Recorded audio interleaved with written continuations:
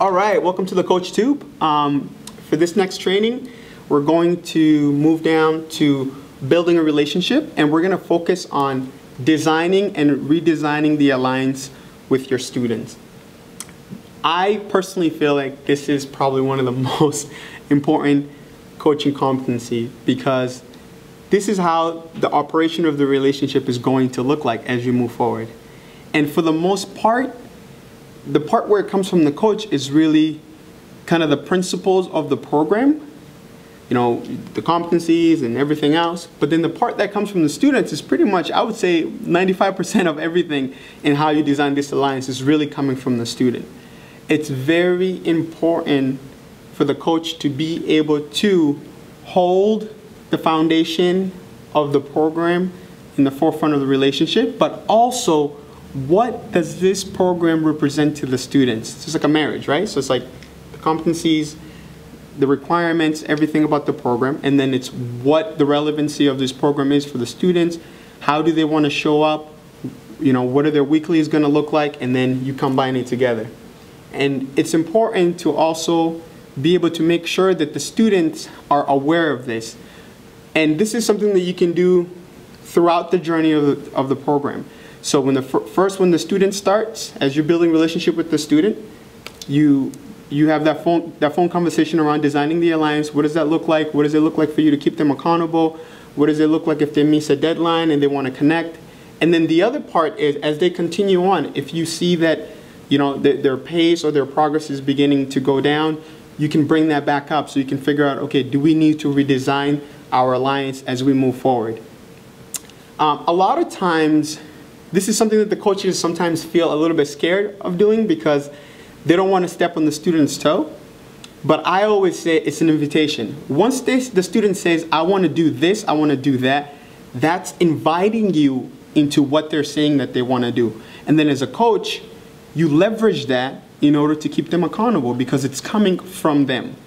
And if you feel uncertain or if you feel uncomfortable, one of the tips to me is always that, you know, the way that you design the alliance, those key elements are actually what's going to help the student move forward and continue to progress on. And if you're not able to hold them accountable to that, especially if it's a student that's not productive and they're not on pace, then there's no one else actually holding them accountable, so therefore they can continue to do whatever that they've been doing. So as a coach, this is an invitation for us to be able to walk with them in every step that they take as they move forward, but also to keep them accountable on what they're saying that they want to do. So as we talk about designing the alliance, I think one of the most important part is to really look at what does that actually look like. And I think from a coaching point of view, it's important to set a realistic expectation of what your role is as a coach. And it's okay to let the students know, even if you feel like the students are coming with a pre-notion of what the coaching support is going to look like, it's okay for you to let them know, hey, this is my role. I am not an advisor, I am not a mentor, I am not a teacher. I'm here to work alongside you in order to identify some of your strengths so you can utilize it in the program, but also identify some of your weaknesses so you can strengthen them so you can continue forward in your learning process.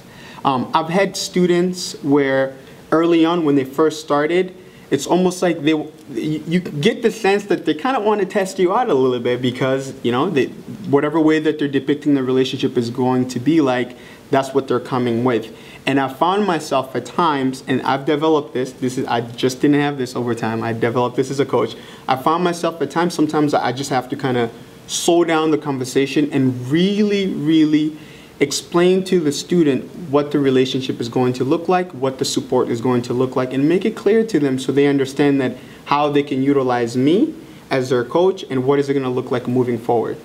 I had a student one time, she was very high up in her company and she felt very entitled, and there's nothing wrong with that, she earned it. But it was coming across in our conversation all the time. What about this? What about that? What's going on with this? And I think we kind of had to just stop it for a little bit, and I was like, hey, let's talk about this. Let's talk about what my role is and how does it fit into CFA and also how it fits in this journey.